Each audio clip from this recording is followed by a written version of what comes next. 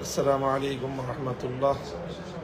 الحمد لله رب العالمين، والصلاة والسلام على سيد المرسلين وعلى آله وأصحابه ومن تبعهم ودعا بدعوتهم إلى يوم الدين. أما بعد,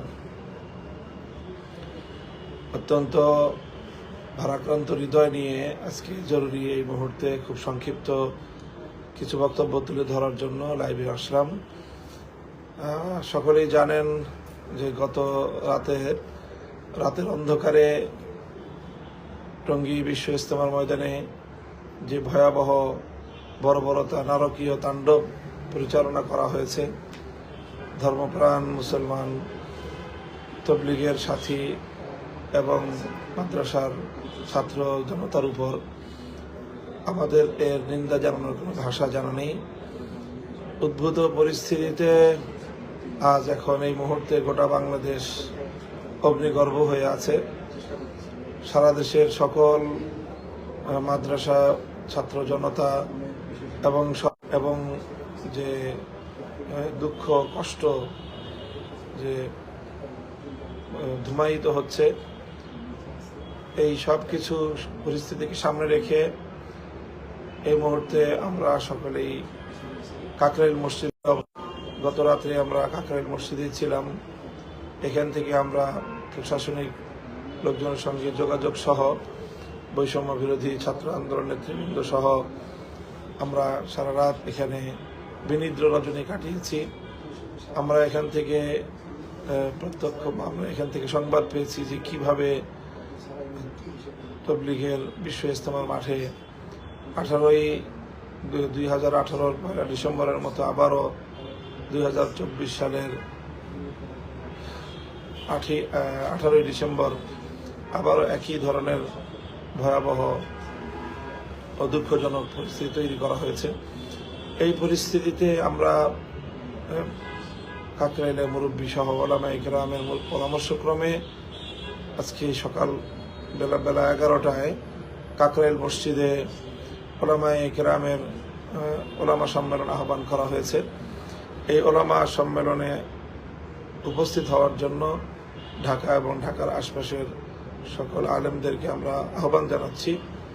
আলেমরা এখানে বসবেন, তারা পরিস্থিতি পর্যালোচনা করবেন এবং দেশ এবং জাতির উদ্দেশ্যে পরবর্তী করণীয় সম্পর্কে তারা দিক নির্দেশনা দিবেন। এই মুহূর্তে আমাদের জন্য সবচেয়ে গুরুত্বপূর্ণ দায়িত্ব হবে আজকের ওলামা সম্মেলনকে সফলকাম করা। কোনো অবস্থাতেই পরিস্থিতিকে আরো বেশি উত্তপ্ত করে এখানে জানমালের ক্ষয়ক্ষতির পরিমাণ বাড়ানো, এটা কোনোভাবেই আমাদের দায়িত্বশীল কারো আচরণ যেন না হয়, সেই বিষয়ে আমরা সকলের প্রতি উদাত্ত আহ্বান জানাচ্ছি।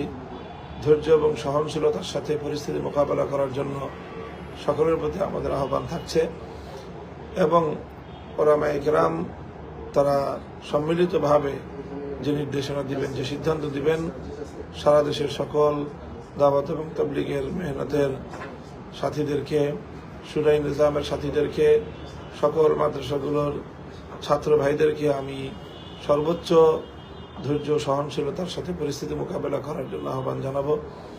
যেমনিভাবে গত কিছুদিন পূর্বে ইসকনের উগ্রবাদী কর্তৃক আমাদের চট্টগ্রামের আইনজীবী আদালতের সাইফুল ইসলাম আলিফ ভাইকে শহীদ করে দিয়ে তারা চেয়েছিল ঘোলা পানিতে মাছ শিকার করে বাংলাদেশের মধ্যে একটি সাম্প্রদায়িক দাঙ্গা তৈরি করার। মনে হচ্ছে যে একই উপায়ে এই চলমান এই বিবাদের মধ্যে একটি পক্ষ, যারা হামলাকারী বর্বরদের কাঁধে কোনোভাবে সেই বাংলাদেশ বিরোধী এবং ইসলাম বিরোধী চক্র ভর করে তারা বাংলাদেশে রক্তাক্ত পরিবেশ তৈরি করার চেষ্টা করছে। কাজে এই পরিস্থিতিতে সকল আলেম ওলামা, ছাত্র জনতা এবং ধর্মপ্রাণ মুসলমানদের প্রতি আমাদের উদাত্ত আহ্বান থাকবে যে আমরা যেন উস্কানিতে পা না দিই। আমরা যেভাবে গত রাতে তাদের এই মুহুর্মুহু আক্রমণের মুখে মুরব্বীদের নির্দেশনায় আমরা কোনো ধরনের সংঘাতে না জড়িয়ে আমরা অধিকাংশ সাথীরা সেখান থেকে সরে পড়েছি এবং বাকিরা সেখানে আহত হয়েছে, কিন্তু কারো উপরে তারা পাল্টা হামলা চালায়নি।